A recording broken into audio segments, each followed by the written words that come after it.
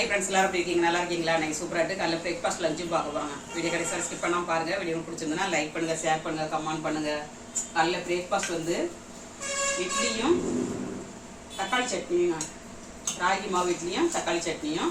Video பிடிச்சிருந்தா like பண்ணுங்கள். யாருமே லைக் பண்ண மாட்டேங்கிங்க, ஒரு லைக் பண்ணிட்டு பாருங்கள், கமெண்ட்ஸ் பண்ணுங்கள். காலையில் பிரேக்ஃபாஸ்ட்டுக்கு வந்து ராகி இட்லிங்க. ராகி அரிசி எல்லாம் போட்டு இட்லி பண்ணியிருக்கேன். தக்காளி சட்னி வச்சுருக்கேன். தக்காளி சட்னி வந்து சேனலில் வரும் பாருங்கள்.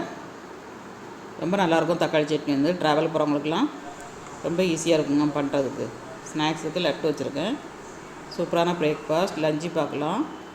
சுட சுட சோறு, பாலக்கீரை போட்டு சாம்பாருங்க.